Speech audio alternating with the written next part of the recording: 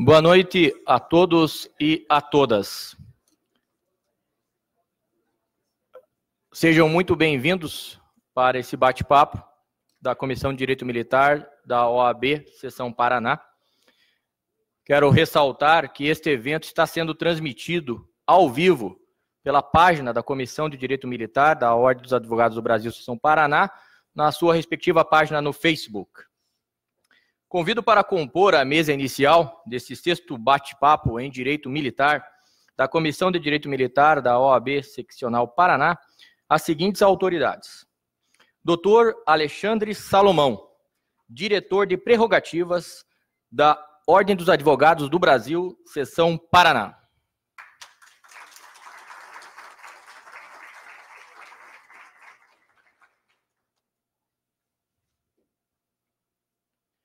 Dr. Jorge César de Assis, presidente da Comissão de Direito Militar da Ordem dos Advogados do Brasil, Seção Paraná.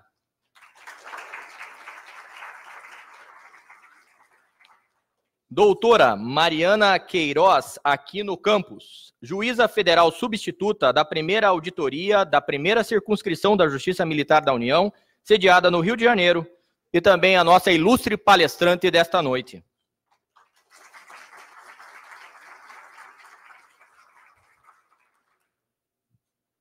Doutora Rafaela Las Fontana Branco e Silva, vice-presidente da Comissão de Direito Militar da Ordem dos Advogados do Brasil, Seção Paraná.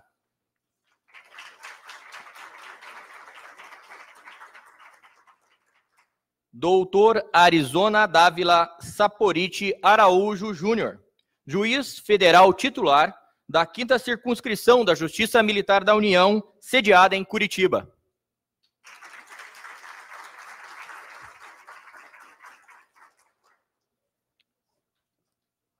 Coronel do Exército Brasileiro, Éder Valério Pellegrini, representando o Exército Brasileiro.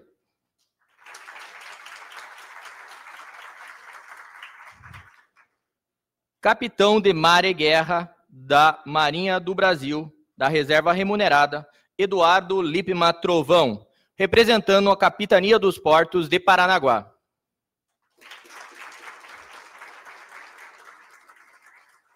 Major da Força Aérea Brasileira, José Adailton de Macedo, representando a Força Aérea Brasileira.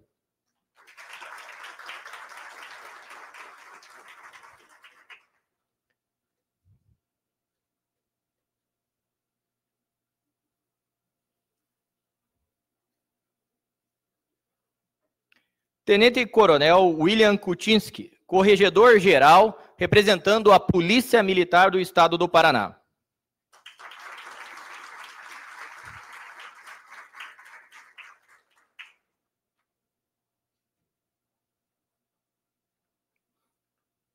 Registramos ainda a presença das seguintes autoridades.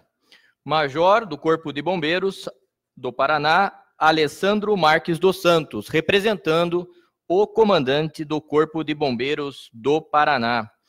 Militares federais, militares estaduais, advogados, membros da sociedade paranaense. Sejam muito bem-vindos. A Comissão de Direito Militar da Ordem dos Advogados do Brasil, Seção Paraná, também quer agradecer à Unifacear pelo apoio com os certificados deste evento.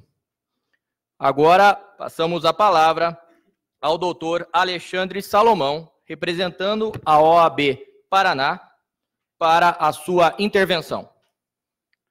Muito obrigado. Agradeço a presença de todas as autoridades já nominadas, autoridades não nominadas, nobres colegas.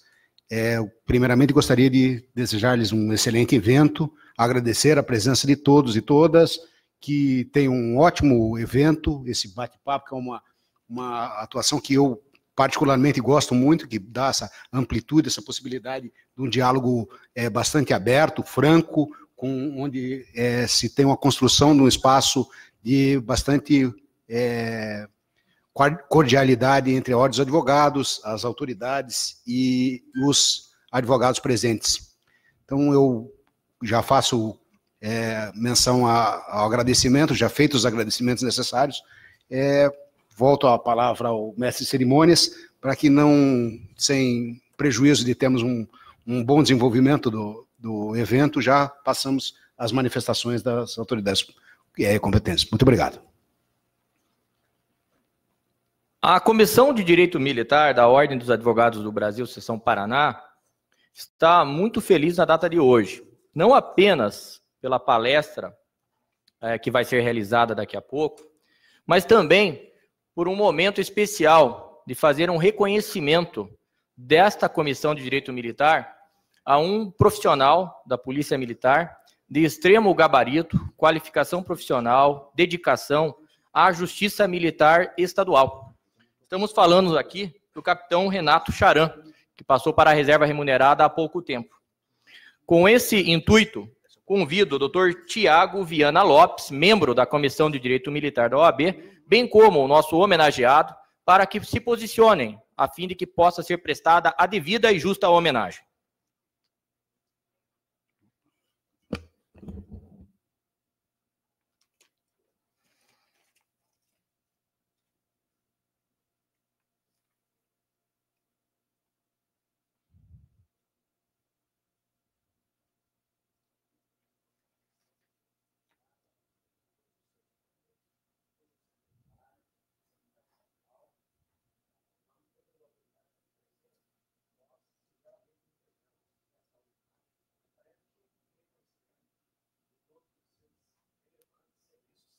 Durante a sua atuação junto da Secretaria da Vara da Auditoria da Justiça Militar do Estado do Paraná.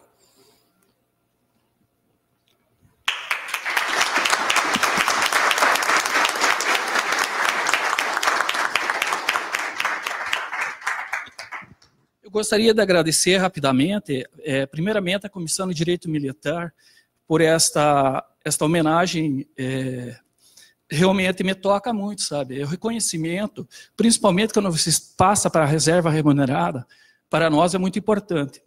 Eu quero agradecer, da mesma forma, o Poder Judiciário do Estado do Paraná, através da pessoa do Dr. Davi Pinto de Almeida, que depositou a confiança na minha pessoa, para que eu pudesse estar à frente da Secretaria da Vara durante o período de 9 anos. Da mesma forma, quero agradecer a minha gloriosa corporação, a PMPR, por ter me liberado nesse momento para ter atuado de forma muito importante na minha carreira. Muito obrigado a todos.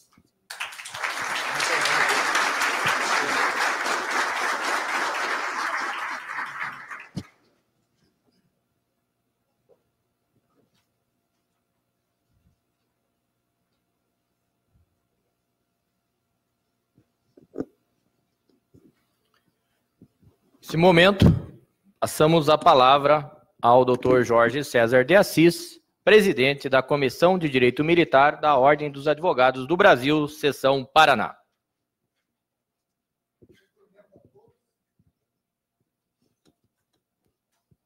Alô?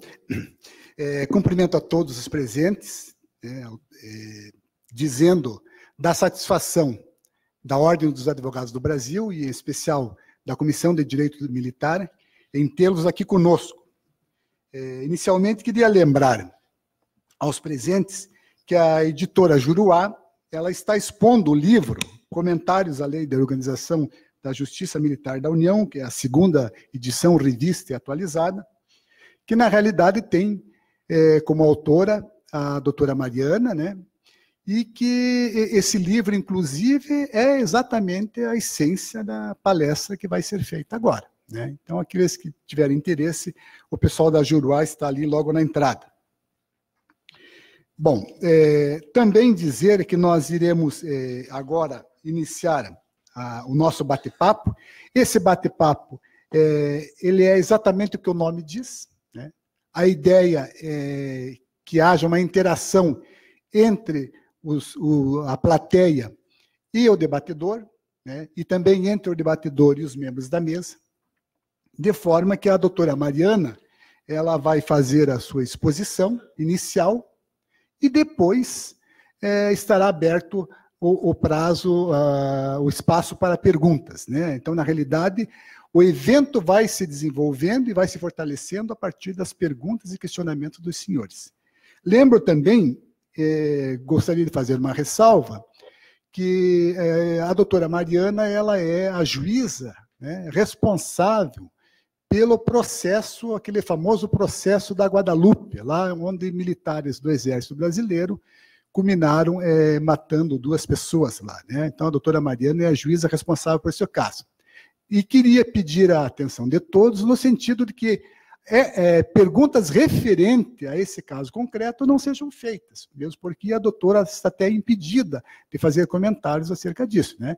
Mas as perguntas devem ser feitas acerca das alterações da lei da Justiça Militar, que com certeza ela saberá responder da melhor forma possível, porque a doutora Mariana, além de ser uma pessoa excepcional como pessoa, também é uma profissional muito dedicada, né, da qual eu tenho muito orgulho de poder dizer que sou amigo já há bastante tempo. Então, doutora Mariana, a senhora pode iniciar a sua manifestação. Muito obrigada, doutor Jorge, eu agradeço pelas palavras. Não sei se está funcionando. Está me ouvindo? Luz vermelha, doutor. Ah, tá bom.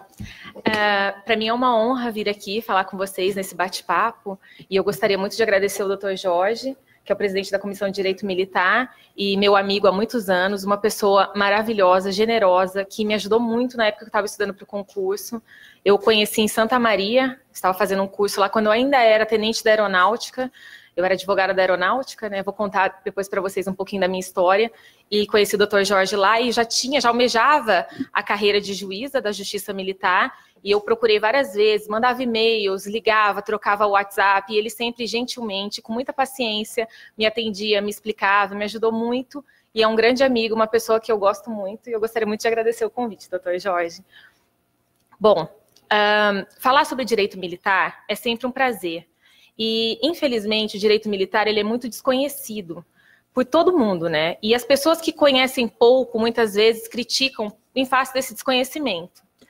Quando eu descobri o direito militar, eu era recém-formada, na minha faculdade não tinha essa cadeira, não tinha essa matéria, e uma amiga minha tinha passado no concurso da aeronáutica, ela me falou e eu resolvi fazer. Falei, vou fazer esse concurso. Comecei a estudar o direito militar, o Código Penal Militar, o Código de Processo Penal Militar, e me apaixonei pelo direito militar, porque é um direito especial, completamente diferente do direito comum, cujos valores são diferentes, então a gente tem que analisar todo esse ordenamento jurídico militar sob esse enfoque da hierarquia, da disciplina, dos valores militares. São questões muito caras ao direito militar, aos militares, à área castrense, e é importante para a gente julgar, ter esse conhecimento também. Então, eu gostei muito dessa área, fiz o concurso para aeronáutica, na época não tinha ainda a área de carreira, né, o quadro de carreira, era só o quadro temporário, eu entrei como advogada da aeronáutica e fui atuar em Canoas, no 5º Comando Aéreo Regional, que agora a aeronáutica mudou completamente as unidades, enfim, houve uma reformulação. E depois disso eu fui para Brasília, fiquei um tempo no CONGEP, e por já procurar estudar sempre o direito militar, procurei fazer uma pós-graduação, eu já estava em Brasília, ia para o Rio de Janeiro de 15 em 15 dias fazer uma pós-graduação lá, um dos meus professores, vendo a minha dedicação, me indicou para o juiz que trabalhava lá na auditoria de Brasília. E ele levou um ofício com meu nome para o meu comandante, pedindo que eu trabalhasse com ele, que eu assessorasse ele. E o meu comandante ficou com receio e pediu para falar comigo. E eu falei assim, olha, brigadeiro, meu sonho é ser juíza. Eu entrei na aeronáutica e eu tenho esse sonho, eu gosto muito dessa área, mas eu quero ser juíza da Justiça Militar. Então, se o senhor não me liberar, eu vou ter que pedir para sair da aeronáutica, que eu gosto muito, porque é o meu sonho, eu tenho essa oportunidade, é única. E ele falou, não, eu vou te liberar, vai. Eu tive uma experiência maravilhosa trabalhando com os juízes lá, que hoje são meus colegas. E foi um concurso muito difícil, muitas fases, anulou. O concurso durou 3 anos, mais ou menos, né? E hoje eu tenho muito orgulho de integrar a Justiça Militar da União, de atuar ali, eu me sinto muito realizada como juíza, e essa experiência castrense que eu trago me ajuda muito a entender o processo, a entender o que de fato aconteceu. E é importante destacar também que a nossa Escola de Magistratura, da Justiça Militar da União, ela é muito sensível a essa questão da humanidade do juiz e do juiz conhecer o seu jurisdicionado. Então, nós tivemos recentemente um curso que nós fomos a Manaus, nós dormimos em rede de selva, vivenciamos como é a vida de um pelotão lá, justamente para quem não teve essa experiência, verificar como é na prática. Então, você vai julgar um caso de um militar que atuou numa GLO, você sabe como é que é aquilo, porque você vivenciou uma parte daquilo, viu como é. Né? E é uma seara muito específica, muito particular, e é importante que o juiz ele tenha essa humanidade para poder bem julgar e fazer justiça no caso concreto. Isso é uma coisa que nos inquieta muito, né? Que é muito importante. Então, por isso é sempre um prazer para mim falar sobre o direito militar, e especialmente sobre a Lei de Organização da Justiça Militar da União, que eu e o Dr. Jorge escrevemos o livro, e agora o atualizamos em face da Lei 13.774 de 2018, porque a Justiça Militar, ela passou por 2 alterações legislativas muito importantes no ano de 2017 e 2018. E é uma justiça, é um direito que é muito esquecido pelo legislador. Não acompanha a evolução da sociedade, diferente do Código Penal Comum, do Código de Processo Penal Comum, das leis extravagantes. Então, a gente vai ficando esquecido, e o juiz, na hora de julgar no caso concreto, tem que tomar muito cuidado no momento de aplicar os institutos da legislação comum, para também não ferir a índole de processo penal militar e desvirtuar completamente a especialidade da justiça. Então, são questões muito delicadas, que nós analisamos ali na prática. E essas alterações legislativas, elas vieram ao encontro dessa necessidade de se atualizar a legislação militar. Não foi de uma maneira, foi de uma maneira meio tortuosa, porque ainda muitos questionamentos com relação à constitucionalidade, enfim. Mas eu entendo que essas leis são plenamente aplicáveis, e foi muito importante a ampliação da competência, tanto para nós julgarmos crimes comuns e crimes previstos em legislação extravagante, acho que foi um ganho muito grande para a justiça militar, bem como para julgarmos o crime doloso contra a vida praticado por militar contra civil, nas questões das ações de garantia da lei e da ordem, e nas questões ali previstas no parágrafo 2º do artigo 9º. Foi uma coisa muito importante, porque a justiça militar é uma justiça muito célere, e por ser célere e muito bem estruturada, a justiça ao caso concreto e a resposta para a tropa é muito importante que seja imediata. É importante que se verifique isso sendo feito na prática. E por isso foi muito bom essas 2 leis terem sido editadas, foi uma coisa muito importante para nós. Ainda há muito a se caminhar e muito a se progredir, mas já foi um progresso considerável. Bom, a Lei 13.774 de 2018, ela promoveu profundas alterações, modificações na Lei de Organização da Justiça Militar da União. Primeiro, a nomenclatura do nosso cargo, que antes era juiz auditor da Justiça Militar, né? Juiz auditor substituto, e juiz auditor, que é o titular, no caso. Muitas pessoas, o que você faz? Eu sou juiz auditora. Muitas pessoas falavam assim, mas é da Receita Federal? Ninguém sabia o que era juiz auditor. E aí, era uma coisa muito complicada, porque nós somos a justiça mais antiga do país, né? E o nosso cargo, essa nomenclatura juiz-auditor, é uma nomenclatura antiga que carrega uma simbologia histórica, mas que as pessoas não têm obrigação de conhecer. E se já não conheciam o próprio direito militar, como é que conheceriam a justiça militar e a nomenclatura do cargo? Então, essa alteração, a despeito de algumas pessoas falarem que é uma questão de vaidade, o que não é, foi muito importante, porque mostrou, com o nome Juiz Federal da Justiça Militar, que nós fazemos parte do Poder Judiciário, que nós somos um ramo do Poder Judiciário da União, uma justiça militar que é uma justiça especializada. Então, foi muito importante essa alteração de nomenclatura, e a lei, ela em diversos momentos teve essa correção da alteração da nomenclatura, tanto em tempo de paz quanto em tempo de guerra. Em tempo de guerra também foi corrigida essa questão. Outra coisa importante, que não guardava simetria com as justiças pelo Brasil afora, era a questão da auditoria de correição. Porque, como um dos órgãos da Justiça Militar, existia a auditoria de correição. Então, havia um juiz auditor corregedor, que, na verdade, ele era um membro da primeira instância, e ele não exercia uma função judicante, era só uma função de fiscalização e orientação, e um cargo dele vitalício, né? Enquanto que nos outros tribunais essa função é exercida por um ministro, porque essa questão da correição é importante que haja uma relação de verticalidade, ou seja, você vai ser correcionado por alguém superior, por um membro do tribunal. Então a lei ela corrigiu isso, e agora foi transformado o cargo de juiz auditor corregedor para o cargo de juiz corregedor auxiliar, e o corregedor é o ministro vice-presidente do STM. Então a lei procurou corrigir isso, em boa hora veio essa modificação também. As alterações mais importantes que eu acredito foram transferir a presidência dos conselhos para juiz togado, o que já era feito na Justiça Militar Estadual desde a Emenda Constitucional 45. E é muito importante isso, porque como era feito na prática? Na prática, o presidente do conselho, anteriormente a essa alteração, era o militar mais antigo. Só que chegava lá, normalmente os militares eles não têm conhecimento jurídico, né? Quando tem é ótimo, mas não é a regra.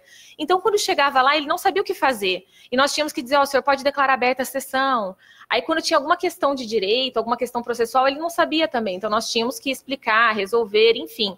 Com essa alteração, o juiz federal da Justiça Militar, agora ele detém essa presidência das sessões, a polícia das sessões. A presidência dos conselhos é importante nesse sentido. E isso, a lei também corrigiu essa lacuna que a Emenda Constitucional 45 já havia modificado a Justiça Militar Estadual e faltou isso na Justiça Militar da União. Além disso, o que foi alterado, até respondendo a um anseio do direito internacional, dos direitos humanos, que o civil, sempre a Justiça Militar foi muito criticada porque a Justiça Militar da União, porque julgava civis. Então, falava assim, nossa, é uma corte marcial, porque as pessoas, no direito comparado, normalmente, essa corte que julga os militares é uma corte formada somente por militares, não faz parte do Poder Judiciário, diferente do nosso caso. Então, essa Justiça Militar sempre foi muito criticada porque julgava civis. Como é que o civil vai se submeter a uma corte militar, a militares? Então, a lei ela veio alterar isso, transferindo o processamento e o julgamento para o juiz federal da Justiça Militar monocraticamente. Então, nos processos em que o civil cometa um crime militar ou que ele cometa um crime militar em concurso de agentes com um militar, ambos serão julgados pelo juiz federal monocraticamente. O que também representou um ganho nessa questão sobre a ótica internacional e sobre a ótica nacional mesmo, porque havia muita crítica com relação a isso. A presidência dos conselhos e ao julgamento monocrático. Só que o julgamento monocrático também trouxe algumas questões na prática que estão sendo levantadas, porque se o espírito da lei, se a mens legis, era que o civil fosse julgado pelo juiz togado monocraticamente, e aquele militar que no curso do processo ele é licenciado, então ele está sendo processado, aí ele perde essa condição, ele é licenciado, acontece alguma coisa, ele vira um civil. E aí? Ele deve ser julgado pelo juiz monocraticamente ou pelo Conselho de Justiça? Então, houve uma discussão muito grande, na verdade, está havendo uma discussão muito grande com relação a isso. Os juízes federais da Justiça Militar, recentemente, na semana passada, nós tivemos uma jornada, foi a primeira jornada de direito militar, foi muito importante, porque nós discutimos vários temas, né, e elaboramos alguns enunciados, aprovamos esses enunciados, e o enunciado número 1 justamente diz que compete ao juiz federal monocraticamente processar e julgar aquele militar que perde essa condição e vira civil no transcurso do processo, justamente em obediência ao espírito da lei no momento em que ela foi criada. E, por outro lado, há uma corrente doutrinária que entende que não, que o momento da fixação da competência é o momento da prática do crime. Então, por mais que mude essa condição do militar no decorrer do processo, o Conselho continua competente para processar e julgar aquele cidadão. O Ministério Público Militar, ele editou, na verdade, a Câmara de Coordenação e Revisão do MPM editou o enunciado 19, que fala justamente isso, que essa questão do militar deve ser considerada no momento do crime. Então, a perda dessa condição de militar não altera a competência do Conselho. Inclusive, agora, um incidente de demandas repetitivas que foi impetrado no tribunal, no Superior Tribunal Militar, e está para ser julgado, justamente levando em consideração isso, né? Isso foi questionado, essa questão de os juízes estarem julgando monocraticamente, porque a maioria, assim, acredito que 90% dos juízes federais e militares estejam julgando monocraticamente essas pessoas nessa situação, esses acusados nessa situação. E então há muito questionamento ainda, essa questão é muito tormentosa e está para ser decidida. Também é interessante destacar que o doutor Jorge, a gente levantou essa questão no livro, se a ideia era aquele civil ser julgado pelo juiz monocraticamente, e quando esse civil ele entra com recurso para o tribunal? Porque o tribunal, como é a composição do tribunal? São 10 militares, né? Todos os oficiais generais do último posto da carreira, sendo que 3 militares da Marinha, 4 do Exército, 3 da Aeronáutica e 5 civis. Sendo que 3 oriundos da advocacia, um juiz federal da Justiça Militar e um membro do Ministério Público Militar. Quando chega no tribunal, ele vai ser julgado pelo pleno, ou seja, pelo escabinato, pelo órgão colegiado. Lá tem essa mescla dos militares com os civis. Isso seria o correto? Obedeceria ao espírito da lei? Então, há questionamentos no sentido, né, de que não deveria ser assim, deveriam ser criadas turmas, a turma somente de ministros civis, e há previsão, tanto na lei de organização quanto no regimento interno do tribunal, para a criação dessas turmas. Mas, no entanto, até agora não foi levantada essa hipótese. Mas é uma hipótese bem interessante, porque aí guardaria uma correlação entre o julgamento na primeira instância e o julgamento na segunda instância, obedecendo justamente esse espírito da lei. No caso da Justiça Militar da União em tempo de guerra, a lei de organização também foi alterada, alterou-se a nomenclatura e também transferiu essa competência, a presidência dos conselhos para o juiz federal monocraticamente, né? Então, o juiz federal, ele é o juiz federal, é o presidente desses conselhos em tempo de guerra. Então, houve toda essa modificação para corrigir essas lacunas que haviam, esses questionamentos. Ainda virão muitos outros questionamentos, porque são questões novas, com esse aumento da competência levado a efeito pela Lei 13.491 de 2017. Também há muitas outras questões a serem levantadas, mas eu acredito que essas modificações foram muito positivas e certamente no futuro haverá outras modificações para que a justiça militar e o direito militar eles não fiquem esquecidos e eles se adequem à realidade social, como é com o direito penal comum e o direito processual penal comum. Eram essas as considerações que eu queria levantar aqui para os senhores. Eu me coloco à disposição para perguntas. Obrigada. Agradecendo essa introdução inicial da doutora Mariana, eu, na qualidade de presidente da Comissão de Direito Militar, tenho o direito de fazer a primeira pergunta. Então, vou provocar a doutora Mariana exatamente na questão do incidente de deslocamento de competência, né? A doutora Mariana já nos deu a posição de cerca de 90% dos magistrados e também a posição do Ministério Público, e o Ministério Público Militar quem ajuizou esse IDR. A minha dúvida, doutora Mariana, é a seguinte: na prática, né, assim, como é que tem sido feito essa transferência monocrática de competência? Porque o processo ele está sendo julgado pelo Conselho de Justiça, né, num crime propriamente militar, em que o acusado, quando cometeu, ele era militar. Né? Aí, no decorrer do processo, ele é licenciado. Né? Como naquele momento o juiz está integrando o conselho, inclusive, como é que é feita essa transferência? Essa questão é colocada para o próprio conselho decidir se mantém a sua transferência ou não, ou o juiz de direito, no caso o juiz federal, de forma monocrática, afasta o conselho e segue no processo sozinho? Por se tratar de uma norma processual, que ela entra em vigor imediatamente, eu, particularmente, tenho afastado já a competência do Conselho, me declarado competente por meio de um despacho e seguido o processo. No entanto, há alguns colegas que eles têm convocado o Conselho e o Conselho decide pela incompetência e eles seguem o processo. Mas eu entendo também, doutor Jorge, que há muita divergência, muitas pessoas estão questionando justamente essa situação do juiz decidir monocraticamente a partir daquele momento. Mas por ser uma norma processual, eu entendo que não há problema nenhum. Ela entra em vigor imediatamente, o juiz já pode declarar a sua competência naquele caso e afastar a competência do conselho. Tá ok. Obrigado, doutora Mariana.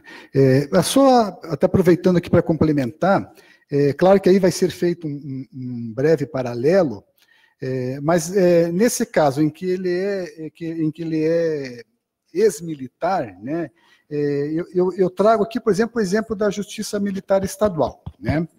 Então, claro, a Justiça Militar Estadual ela não julga civis, ela só julga os policiais e bombeiros militares. Mas se o policial militar ou o bombeiro militar ele for excluído, até agora, né? Até agora o processo tem seguido com o conselho, né? Porque por duas hipóteses, pela hipótese marcante que na Justiça Militar Estadual não se julga o civil. Então, o juiz, monocraticamente, ele não teria como fazê-lo. Mas se ele não puder ser julgado sendo civil, ele não poderia mais ser julgado na Justiça Militar Estadual. Né? Então, esse processo teria que ir para a Justiça Comum. Então, essa é a provocação que eu faço para Vossa Excelência. Gostaria de ouvir uma breve explanação sobre esse ponto aí. Com relação, por a Justiça Militar Estadual não julgar o civil, na verdade, a definição da competência conselho ou juiz de direito do juízo militar é feita em virtude da vítima, se a vítima é civil ou se a vítima é militar, é um pouco diferente, doutor Jorge, porque a ideia da lei, o espírito da lei com relação à Justiça Militar da União é diferente, porque o civil, ele é julgado pela Justiça Militar da União. Então, essa ideia de que o civil seria julgado por um conselho é uma ideia muito complicada, né? Em virtude deles questionarem isso, de serem militares, que o civil não está jungido aos princípios de hierarquia e disciplina, portanto, quando ele pratica um crime militar, ele não está afrontando diretamente esses princípios e por isso não deveria ser julgado pelos militares. Então, como a Justiça Militar, na Justiça Militar Estadual a realidade é distinta, eu entendo que não caberia esse questionamento na Justiça Militar Estadual. Mas eu respeito todo o entendimento contrário, eu acho que é muito interessante o debate, é interessante nós estarmos falando sobre isso. E é interessante nós podermos discutir questões da justiça militar e questões de direito militar, para que as pessoas entendam e possam falar com mais propriedade, até criticando ou até elogiando a justiça militar, mas entendendo como é o funcionamento. Bom, a partir de agora, então, está aberto aí o espaço para as perguntas da plateia. Boa noite. Boa noite. Boa noite, doutora Mariana. Boa noite. Meu nome é Eduardo, eu sou integrante da Comissão de Direito Militar. A senhora falou que a alteração, que eu confesso que desconhecia, a respeito da alteração do juiz corregedor, da extinção da vara da corregedoria. Eu fiquei com uma dúvida nas hipóteses, não sei se há algum caso, eu conheço hipoteticamente apenas a hipótese, hipoteticamente essa possibilidade, de uma correção parcial impetrada pelo juiz corregedor, eventualmente num caso de um arquivamento indevido de inquérito policial militar ou alguma coisa nesse sentido. Como que fica aí? Porque se o ministro vice-presidente passa a ser o corregedor, eventualmente, pela regra normal que eu me lembro da distribuição, ele estaria impedido de julgar a correção parcial no STM. Não sei se já aconteceu, desde da alteração legislativa, alguma dessas situações, mas, eventualmente, uma hipótese em que o juiz auxiliar, o antigo juiz corregedor, interpusesse a correção parcial, se o juiz corregedor titular, se ele ficaria impedido, como que seria essa dinâmica? A senhora tem alguma ideia? Até agora não houve nenhum caso, é muito recente essa alteração, né? Porque a lei foi promulgada em 19 de dezembro de 2018. Então, a Corregedoria da Justiça Militar ela foi criada recentemente, até o vice-presidente, que é o ministro Barroso, é o corregedor. Mas eu entendo que sim, haveria um impedimento, não teria como. É importante até que você levante esse caso, porque havia uma linha na Lei de Organização da Justiça Militar da União, no artigo 14, a linha C, que ela previa que o corregedor ele poderia interpor a correção parcial no caso de arquivamento irregular de inquérito. Então, ele faria, numa atividade de fiscalização, ele estaria questionando o ato do Ministério Público com relação ao pedido de arquivamento e o juiz tendo arquivado. Então, isso daí, a lei de organização e essa lei, ela visou corrigir e retirou essa linha. Não há mais essa competência. Mas, sim, nesse caso, eu acredito que haveria um impedimento. Não consigo pensar agora numa solução jurídica, mas certamente deveria ser adotada alguma que não fosse a atuação do juiz corregedor auxiliar nesse caso. E também outra coisa importante destacar, que o cargo do juiz, do ministro corregedor, que é o vice-presidente, é um cargo temporário, né? São 2 anos e depois, quando troca a vice-presidência, será outro ministro. No entanto, o cargo do juiz corregedor auxiliar é um cargo vitalício. E isso é uma coisa que deveria ter sido corrigida. Porque justamente essa ideia de modificar é oxigenar as ideias, é entrar uma nova pessoa. Deveria ter esse rodízio, até porque a Justiça Militar da União, quando a gente conversa, eu até estava recentemente num curso com várias juízas de outras justiças, nós não temos um tribunal intermediário. Então, é assim, primeira instância, direto ao STM, não tem um tribunal intermediário. Então, quais são as possibilidades de promoção de um juiz federal da Justiça Militar, né? O juiz federal substituto, que é o meu caso, eu posso chegar à juíza federal titular, no máximo a juíza corregedora auxiliar e ministra, porque tem uma vaga de ministro para juiz, uma vaga de ministro num tribunal. é uma situação muito sui generis, é muito peculiar. E quando a gente conversa com as colegas, elas acham muito absurdo. Como só tem uma vaga para juiz no tribunal? Como você só pode chegar no máximo a juíza corregedora auxiliar? Então, são questões que eu acho que poderiam ser melhor discutidas e levantadas, que agora, com essas modificações, serão mais debatidas. Posso complementar aqui? Sim. Muito importante esse questionamento do doutor Eduardo, e, na realidade, essa questão do juiz auxiliar, né, que era o antigo juiz corregedor, ela realmente perdeu-se uma oportunidade de aperfeiçoar o sistema, né? Porque, sendo um cargo vitalício, como a doutora Mariana lembrou bem, ele deixa de ser um juiz que jurisdiciona, né, para ser promovido para uma atividade que ele não vai mais julgar ninguém. Então, eu também desconheço, assim, exatamente porque a lei é de dezembro, né, mas me parece que nessa questão que foi levantada pelo doutor Eduardo, a correção só poderia ser feita pelo juiz, pelo ministro corregedor, né? Porque o juiz auxiliar, em algumas oportunidades, ele na ausência, principalmente, ele exerce a correção, né? E esse aspecto da corregedoria, dessa auditoria de correção, que era uma coisa assim diversa de todo o sistema brasileiro, ele tem a relação, inclusive, com o que a doutora Mariana falou da composição do tribunal, porque a própria Loman, quando ela se refere à composição dos tribunais estaduais militares, né, e aí até tem uma coisa interessante, porque o artigo 19 da Loman prevê o Tribunal de Justiça Militar daqui do Paraná, que foi criado em 68, mas não foi instalado, né, mas ele está lá na Loman, porque seria um número de juízes em que o número de militares superasse o de civis por 1.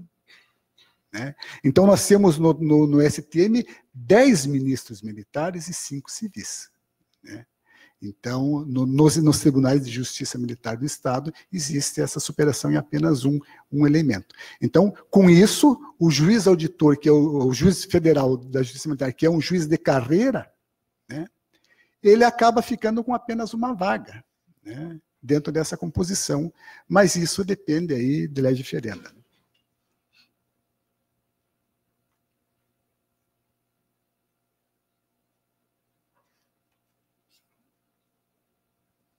Mais algum questionamento? Alguém da mesa quer perguntar?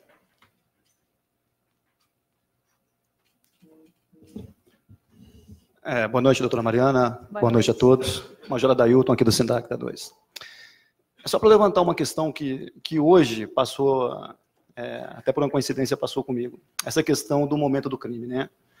A senhora nos disse há pouco que hoje o juiz avoca para si, caso o militar seja, no momento do seu julgamento, licenciado, né?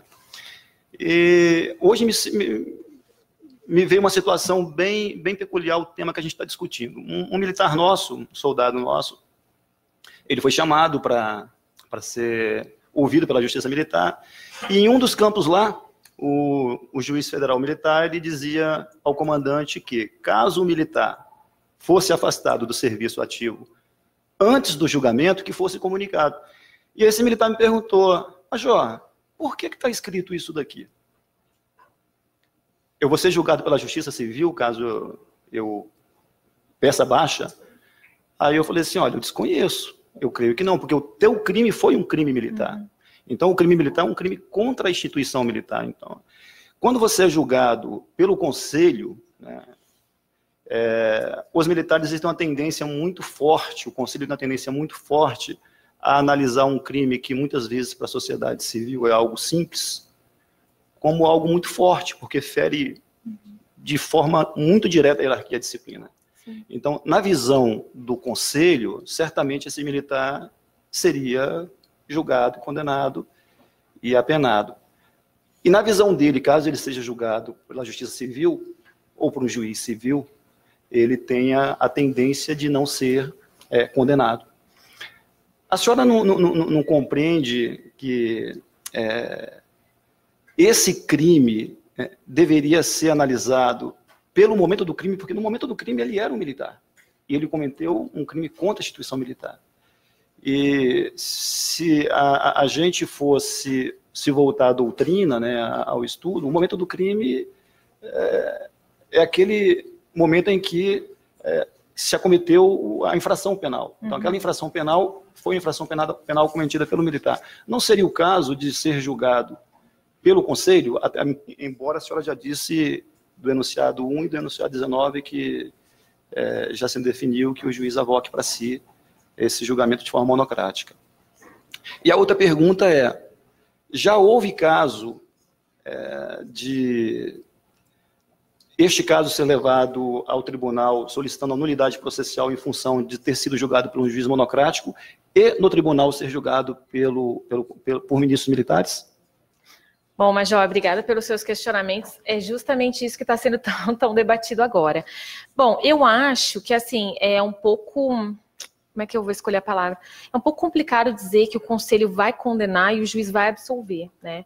O juiz, seja ele militar, seja ele civil, ele deve analisar os fatos à luz das provas e a Constituição Federal. Então, não pode dizer, olha, ele abandonou o posto, é um crime militar, ele abandonou, justamente isso, o juiz de tipicidade, é subsunção do fato à norma, ele está condenado. Não, não é isso. Na verdade, o direito e aquela pessoa que está sendo processada tem que respeitar o devido processo legal e há uma série de garantias processuais. Então, acho um pouco, é complicado dizer isso, que o conselho vai condenar e o juiz vai absolver.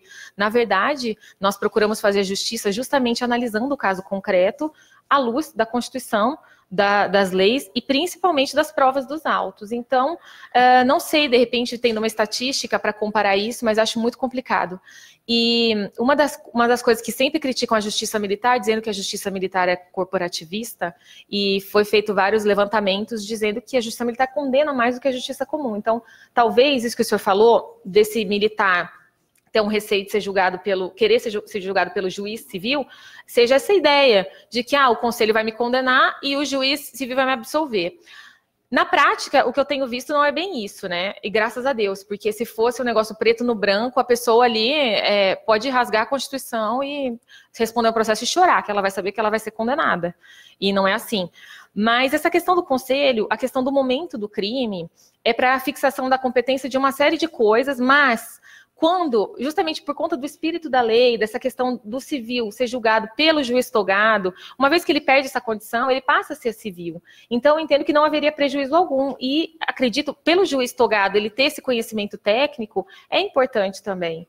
São duas questões, as pessoas levantam, sempre tem argumentos prós e contra, mas o que eu acho mais importante, independente de ser julgado por um, ser julgado por outro, é que essa pessoa seja processada e julgada de acordo com as provas dos autos e a legislação, porque senão fica uma coisa muito complicada, sabe, para o cidadão encarar um processo dessa forma. E a segunda pergunta era qual, Major, que eu já me esqueci? A questão da nulidade processual em função se já foi levantada. Sim, alguns membros do Ministério Público entraram com recursos no tribunal. Eu acho que eles ainda, não sei se teve algum que já foi julgado, mas o Ministério Público de Santa Maria tem sido bem atuante nesse sentido. O senhor sabe, doutor Jorge, já teve algum julgamento do recurso daquele recurso sentido estrito, ou eles estão aguardando o IRDE? Não, acho que teve.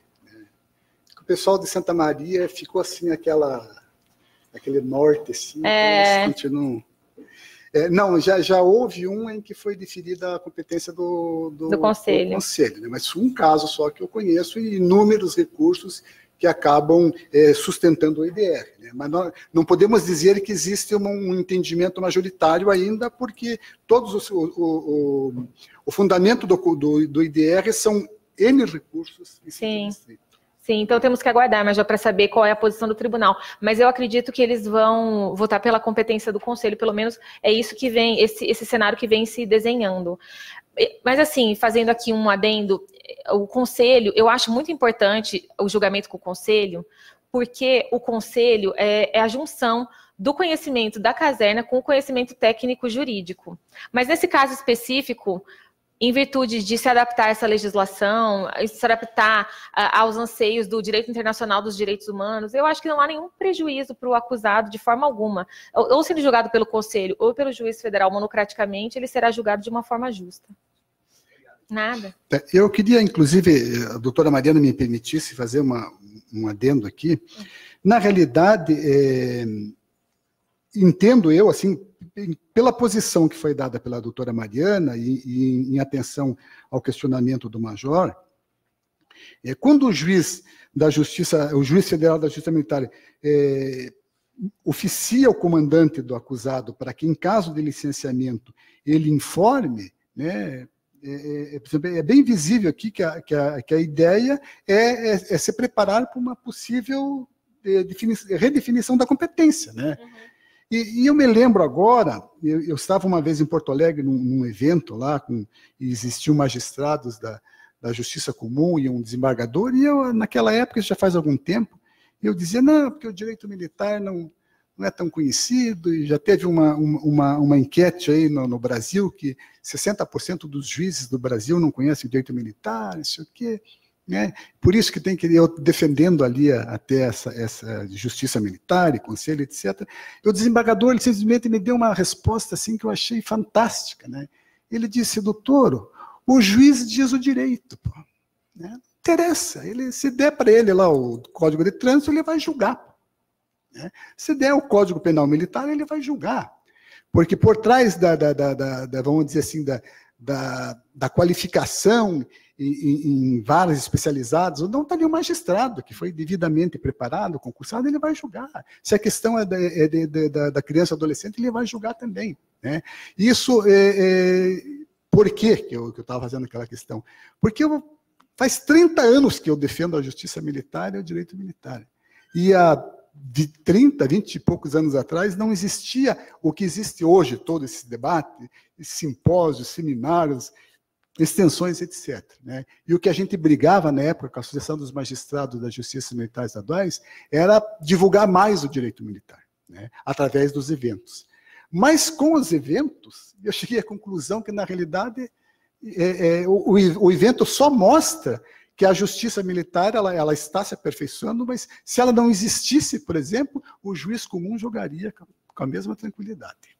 Né? Por quê? Porque o dia a dia, a doutora Mariana agora está vivenciando isso, através dos advogados, ou mesmo dos membros do Ministério Público, trazendo princípios do direito e do processo penal para o processo penal militar.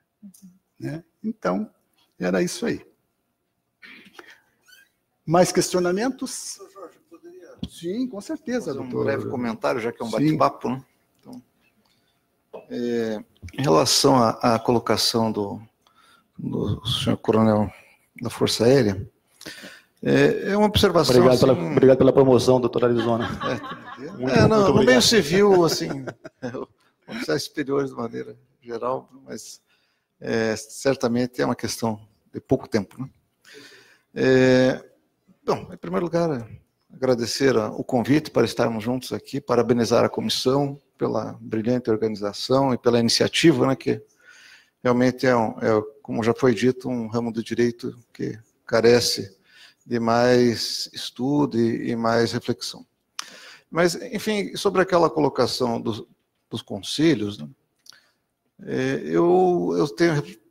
temos todos conversado bastante sobre esse assunto, e uma coisa que é uma peculiaridade minha, eu sempre digo que sou bastante cartesiano, né? Sou legalista, né? Até para segurança jurídica devemos também, via de regra, né? Salvo algumas exceções, sermos legalistas. E a alteração legislativa que aconteceu, ela diz textualmente o seguinte, no artigo 27 da Lei de Organização Judiciária Militar, alterada agora por essa nova norma de 2018. Então diz assim: compete aos conselhos, artigo 27, inciso 1º, especial de justiça, processar e julgar oficiais, exceto oficiais generais, nos delitos previstos na legislação penal militar. Inciso 2º, com a nova redação, o primeiro não mudou. Inciso 2º, permanente de justiça, processar e julgar militares que não sejam oficiais, nos delitos a que se refere o inciso 1º, inciso 1º do caput deste artigo. Bom, aí nós temos também, na competência do juiz federal da Justiça Militar, monocraticamente, literal, né, disposição literal e expressa da lei, Artigo 30, inciso 1º, letra B. Processar e julgar os civis nos casos previstos nos incisos tais. Bom, e aí nós temos também, né, no Estatuto dos Militares, né, a seguinte disposição expressa. Os militares, artigo 3º, parágrafo 1º, inciso. Os militares encontram-se numa das seguintes situações: na ativa, resumindo, na ativa e na reserva. Bom, militar que não está na ativa nem na reserva não é militar, é civil. E como só compete ao Conselho julgar militares, oficiais e praças, na literalidade da lei como ela se encontra hoje, me parece, não há como justificar, embora do ponto de vista de política judiciária, do ponto de vista de política criminal, julgar o ex-militar pelo colegiado é um ponto de vista defensável, mas do ponto de vista da literalidade da lei, hoje, não é o que está previsto. E eu trago agora aqui um exemplo que eu comento sempre com os colegas, né, com as pessoas que são mais próximas. Há 20 anos na Justiça Militar, sempre achei que a presidência do Conselho deveria ser do juiz togado. Nem por isso eu sentava na cadeira do meio e presidia a sessão. Quer dizer, a presidência sempre foi do oficial mais antigo, né, do oficial superior presente no Conselho. Então, discordando ou não da lei, nós devemos cumpri-la. E se é isso que está na lei, dizer assim, mas a lei quis dizer isso, a lei gostaria, o legislador ou o tribunal, quando propôs o projeto de lei, tinha uma outra intenção. Eu repito, é um argumento lógico e razoável, mas não é jurídico nem legal, né? Nada contra os conselhos, pelo contrário, nós temos assim um ótimo relacionamento com os oficiais que lá comparecem, as experiências que são trocadas de vida e de casos concretos são muito relevantes, ajudam no julgamento. Mas ao juiz cabe cumprir a lei, até que se mude a lei, e eu digo isso assim, é uma posição que será fatalmente vencida no STM. A posição do STM nós já sabemos qual será em breve, após o recesso de julho, certamente em agosto, com o IRDR, nós teremos que adotar o rito antigo, ou seja, submetendo o ex-militar ao julgamento pelo colegiado. Repito, nada contra o colegiado, pelo contrário, o nosso convívio é bastante ameno e muito agradável, e as experiências ali são muito válidas. Mas, além deste questionamento que eu faço da literalidade da lei, né, como vamos cumprir a lei, se não realmente observando o seu texto. Eu diria mais, essa preocupação de não julgarmos pelo colegiado, na prática, e agora não temos estatísticas oficiais, mas eu posso dizer com toda tranquilidade, pelo menos 95% dos casos, nesses casos, na grande maioria, há uma concordância da votação no colegiado com o juiz togado, que é o que vota por primeiro, que vota em primeiro lugar. Então, estatisticamente falando, quer dizer, os casos em que nós vamos ter divergência do julgamento monocrático para o julgamento colegiado são estatisticamente insignificantes, com o perdão da palavra, realmente não é uma preocupação que realmente deva ser levada a sério, porque em alguns casos, inclusive, quando o juiz vota vencido, não há assim, ele vota sempre, quando, nos poucos casos em que ele vota vencido, ele vota por absolver ou para condenar. Nas poucas vezes em que somos vencidos, votamos, às vezes, somos vencidos na condenação como na absolvição.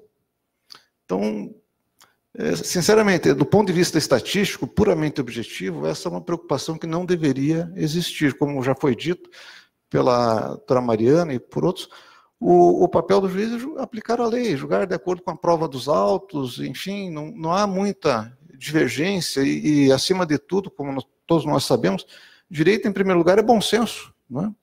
Então, diante do caso concreto, claro que as provas vão influenciar o andamento do processo, mas direito, acima de tudo, é bom senso. Então, bom senso temos todos nós, bacharéis em direito ou não, né? Advogados, promotores, juízes, todos somos providos dessa qualidade. E em relação, agora, já finalizando, ao IRDR, data máxima vênia, o nosso tribunal já se manifestou sobre essa questão, julgando a admissibilidade do Instituto, ou seja, decidiu que o Instituto é aplicável para aquela demanda na qual foi proposta pelo Ministério Público Militar. Agora, data máxima vênia, com toda todo o respeito e a consideração que a decisão, porventura, venha a aplicar esse instituto, merece, né? Eu entendo que é um grande equívoco. Estou falando português bem claro, né? Na prática, quase toda a justiça de primeiro grau, na Justiça Militar da União, vem aplicando esse entendimento do julgamento monocrático do ex-militar, que a polêmica está nesse quesito, né? Do Ministério Público Militar, talvez mais de 90% dos promotores tenham esse entendimento também. Os que estão recorrendo são uma minoria, talvez 4 ou 5, se tanto. E da Defensoria Pública da União, que defende a maioria dos réus, e dos advogados, desconheço qualquer recurso. Então, demanda repetitiva nesse universo, a repetição será de alguns poucos promotores, uma pequena minoria, que, com todo o direito que tem de ter uma opinião diferente e exercer o direito de recurso, na verdade, dentro do universo total de decisões e de operadores do direito, são uma minoria. E eu pergunto, onde está a demanda repetitiva? A divergência, na verdade, se encontra da primeira instância da Justiça Militar com a instância superior e o Ministério Público também que atua junto ao Superior Tribunal Militar, os procuradores e subprocuradores gerais do Ministério Público Militar. Existe uma divergência de 180 graus, até isso efetivamente existe. Agora, a demanda repetitiva, me parece que seria um instituto de difícil justificação para aplicação nesse caso concreto. Repito, falando em termos estritamente legais, em termos estritamente cartesianos, né? O que diz a lei e como vamos aplicá-la. Era só essa pequena consideração que eu queria fazer. Obrigado. Gente. Boa noite, doutora. Boa noite. Sou advogado Claudino Gilberto e membro da Comissão de Direito Militar. Na verdade, não é bem um questionamento também, mas é mais uma contribuir assim com a nossa perspectiva, né? No sentido de que a justiça militar, realmente o direito militar, ele tem como bem jurídico tutelado a hierarquia e disciplina. Por isso que algumas coisas que se aplicam no direito penal processual comum não se aplicam no direito penal militar. Por exemplo, o princípio da insignificância. Se o militar tiver com um cigarrinho de maconha, isso é tráfico e acabou, né? Então, a despeito disso, a questão da alteração da lei, eu penso que, fazendo um pequeno contraponto à doutora Arizona, que a interpretação, assim, a hermenêutica talvez mais ampla seja a interpretação sistemática e teleológica, no sentido realmente da finalidade da alteração. O que ela quis, né?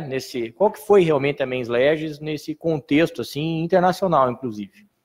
E talvez para mim, por mais que eu compreenda também com todo o respeito o posicionamento dos promotores, daqueles que entendem que a competência tem que ser do conselho, no caso de militares excluídos ou licenciados, talvez assim uma reflexão, né, de que parece que também é pacífico que a nulidade ela só pode ser considerada quando há efetivamente o prejuízo.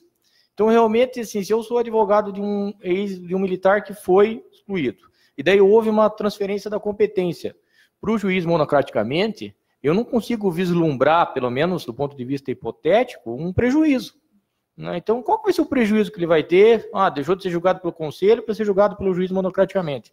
Qual é o prejuízo que ele recebeu, que ele sofreu? Então, talvez, aí, para mim, perde um pouquinho, assim, com todo o respeito, essa sustentação dessa defesa, quiçá, mais uma vez, da máxima vênia romantizada do conselho. Não, tem que ser a competência do conselho porque ele era militar, porque no momento do crime ele era militar. Então, talvez assim, mostrar, pelo menos da minha limitada e humilde perspectiva, de que talvez não com devido respeito e acatamento, parece até uma bobagem essa discussão, né? Parece assim, por que essa discussão? Sendo que, né, talvez eu não vislumbro prejuízo nessa, pelo menos do ponto de vista abstrato, né?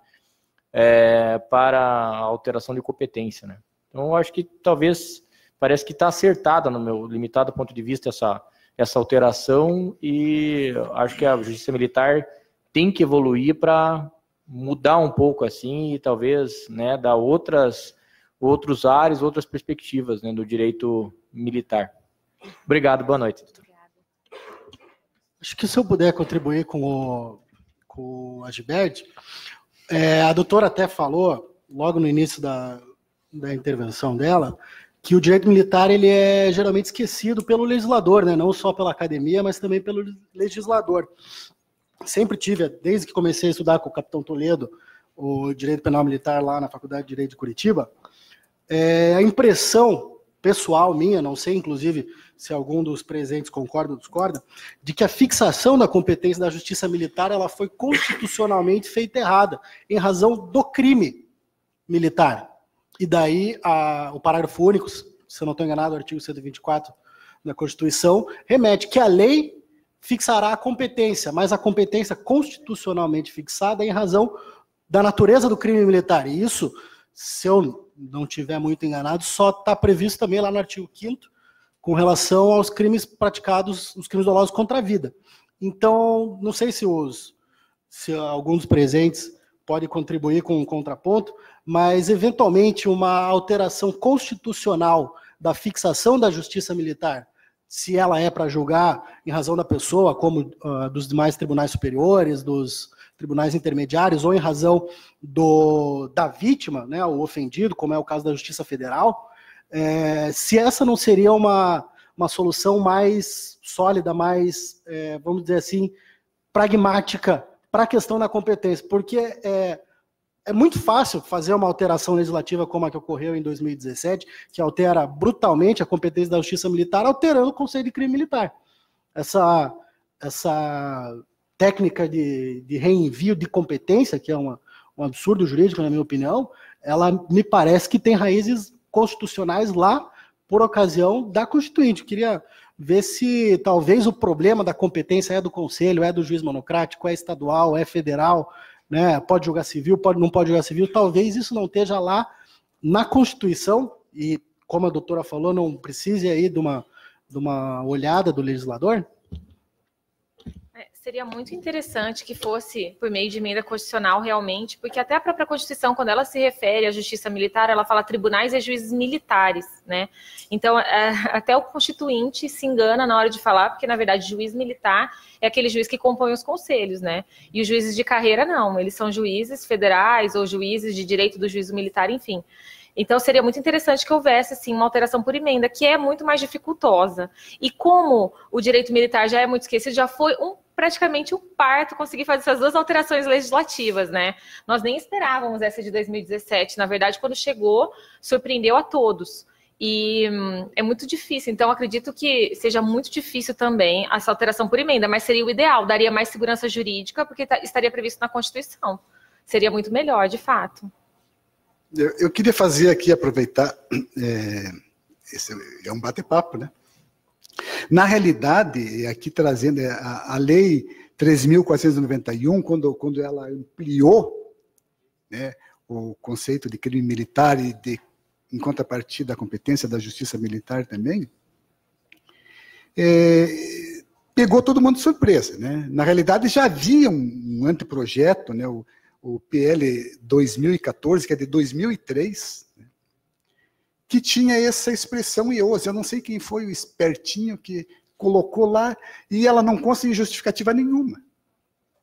Se olhar a justificativa do projeto PL 2014 e de todos os outros projetos que se seguiram, hoje tem um substitutivo com 5 projetos apensados, pronto para votar, uma coisa que já foi alterada, né?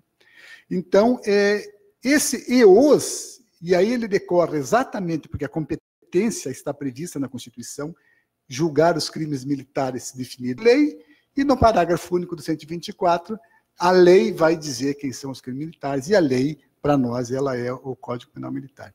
Ela acaba sendo, em razão da pessoa, na Justiça Militar Estadual, quando ela diz que é o crime militar, mas desde que seja só por policiais militares. Então, essa lei, né, nós estudamos ela já logo na sua edição, e eu particularmente acho que ela não é inconstitucional, porque ela seguiu o devido processo legislativo, com algumas bizarrices ali, até mesmo ser aprovada uma lei para um período que já tinha se ultrapassado, era uma lei temporária que virou permanente, mas tudo bem. Mas ela seguiu lá, ela se tornou permanente com o veto do presidente.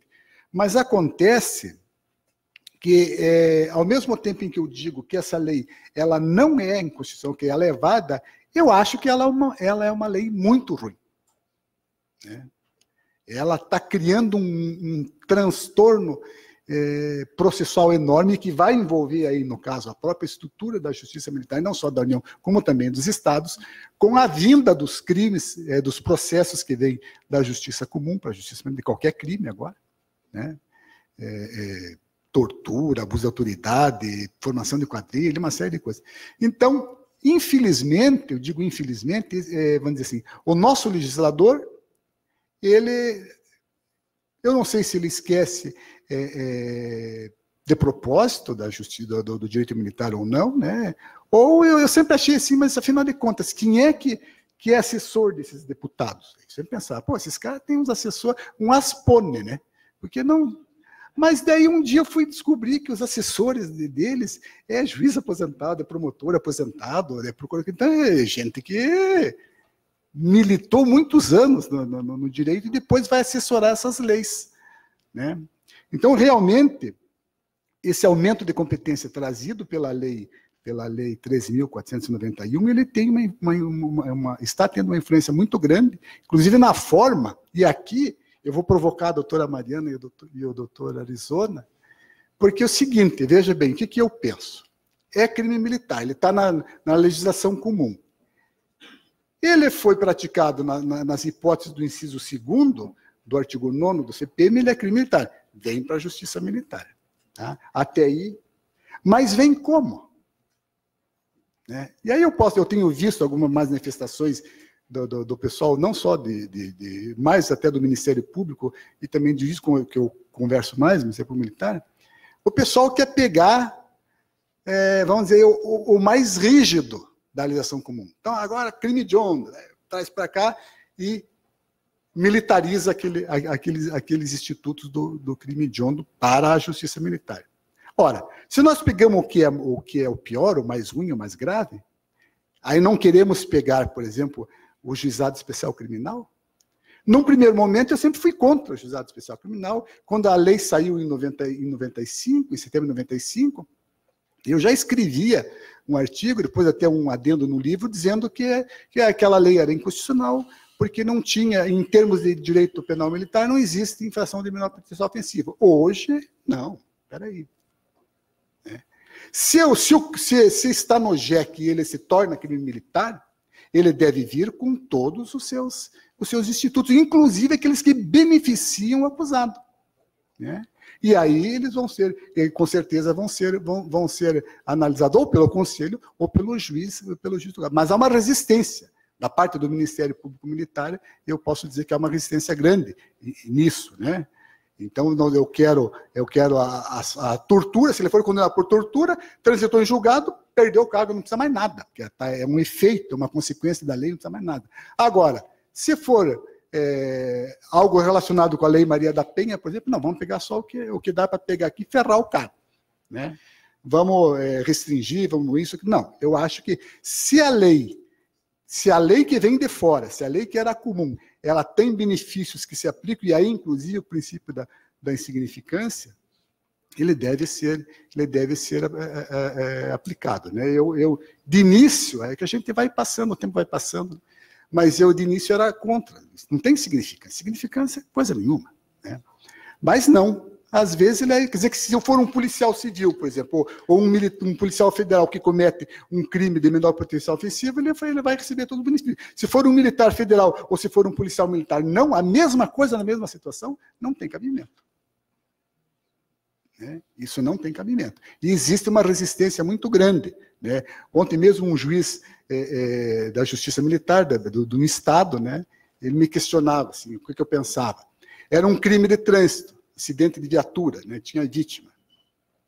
Então, a Justiça Militar, o juiz entendia que tinha que ser o artigo 210 do CPM.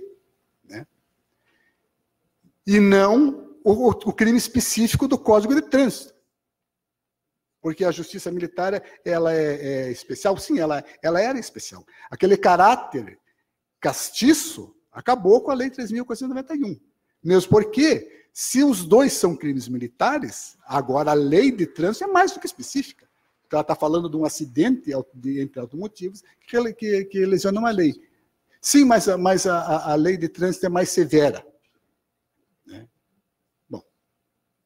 Se for mais severa, é mais severa. Se for mais branda, é mais branda. Né? Porque se você pensar nisso, você não vai querer, por exemplo, trazer a lei dos crimes hediondos. E todo mundo quer, pelo menos uma grande parcela quer. Né? Então, esse é apenas só um contributo aí para nós dialogarmos, refletirmos mais sobre essa questão. Doutor Jorge, se me permite, com relação a essa lei, é importante lembrar que a Lei 3.491, que ampliou a competência, ela é uma norma híbrida. Então, ela tem uma parte processual, que fala da competência, e uma parte penal, que justamente traz esses crimes, né, e se tornam crimes militares por extensão. Porque eles são crimes previstos no Código Penal ou em legislação extravagante, e eles se tornam militares em virtude de algumas situações previstas no artigo 9º, inciso 2. Então, com relação à norma em transição, ou seja, aquele fato que já ocorreu e está sendo processado em outra justiça, e aí, a partir do momento que tem uma norma que diz, olha, a competência da justiça militar, para a fixação da competência, ok, parte processual. No entanto, a parte penal, que é essa questão dos institutos, a parte, né, de benefícios, a norma não pode retroagir para prejudicar o réu. Então, nesse caso da norma em transição, tem que ser aplicada a norma mais benéfica. Agora, dos fatos que já ocorreram com a lei em vigor, aí sim, como o doutor Jorge bem ressaltou aqui, essa questão de trânsito, já tem uma legislação de trânsito específica e deve ser aplicada a legislação correspondente, independente de ser mais grave ou menos grave. Deve ser analisado o caso concreto.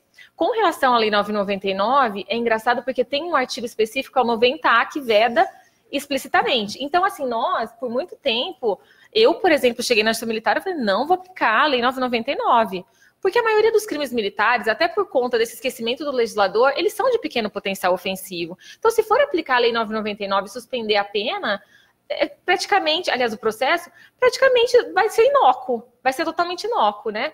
Aquela pena, toda a função da repressão da pena, a prevenção, o caráter pedagógico, eu entendo que se esvai. No entanto, com a entrada em vigor dessa lei, e esses crimes praticados, esses crimes que antes eram comuns e agora se tornam militares, eu entendo que uma questão de isonomia pode sim ser aplicado, só que o meu critério é o seguinte, é que a pessoa que tenha praticado aquele crime, né, aquele militar, ele tenha praticado esse crime previsto ou no Código Penal ou na legislação extravagante. Se for previsto no Código Penal militar, aí não. Mas se for previsto na legislação comum, sim, porque se ele fosse julgado por uma justiça comum, a ele seria assegurado esse instituto, esse benefício. Então, por uma questão de isonomia, eu aplicaria, sim, a Lei 9.099 a esse caso concreto. Doutora Mariana, agora uma pergunta bem inocente. Com as alterações da Lógimo, né, passou a ser explícito no artigo 19 que o capelão militar, ele não deve constar das relações que são enviadas para a auditoria com a finalidade de sorteio para a composição dos conselhos. Como a senhora vê essa situação? Sim, já sabemos que eles não vão. O capelão podia ser sorteado anteriormente. Né? A natureza religiosa da atividade dele é incompatível com a do julgador, e já vou dizendo que uma vez eu vi um conselho com um capelão, lá em Santa Maria. O cara só absolvia todo mundo. E abençoava ainda. Né? Vai com paz, meu, que Deus te acompanhe. Então, o que a senhora acha? Agora não, agora já sabemos que é proibido. Mas antes não era. Já passou. Mas o que a senhora acha do capelão conselheiro, juiz militar? É engraçado até o senhor trazer esse caso, porque quando eu era tenente da aeronáutica e eu trabalhava na seção de investigação e justiça, então tinha relação lá dos oficiais que poderiam ser sindicantes ou encarregados de inquérito, né? E eu ficava de olho nessa lista para ser bem justa, para ser o da vez e tal, né? Aí tinha uma sindicância e tinha o nome do capelão, era ele o da vez. E eu falei assim, eu vou escalar o capelão. Escalei o capelão. O senhor não acredita o trabalho que deu. porque ele veio falar comigo, começou a chorar, falou que não ia conseguir. E aí nesse momento, eu comecei a pensar, porque eu não tinha, sabe, naquela questão de cumprir muito o que está previsto, eu não tinha pensado nisso, que realmente há um conflito entre o mistério religioso e a situação de julgar alguém ou de, né, exercer as funções de sindicante naquele caso. Então, realmente, a lei, ela corrigiu essa situação, porque qual é o pensamento? Não há vedação legal, então a pessoa pode ser escalada. Mas realmente, doutor Jorge, imagina você ter ali um juiz militar totalmente parcial, porque ele já fala, olha, eu vou absolver todo mundo. Então, a lei, ela corrigiu essa questão e foi muito boa em virtude disso, porque é complicado mesmo. Eu participei dessa situação, não era nem uma questão de ser sorteado como juiz militar, mas como sindicante de uma questão do quartel, uma questão disciplinar, mas ele ficou, assim, extremamente perturbado com isso. E aí que eu me dei conta, né? Realmente, ele era o militar da vez, mas não teria como, né? E isso foi importante, trazer essa experiência. Quando eu vi a alteração na lei, eu pensei, fizeram bem. Essa questão do capelão, inclusive nas normas reguladoras do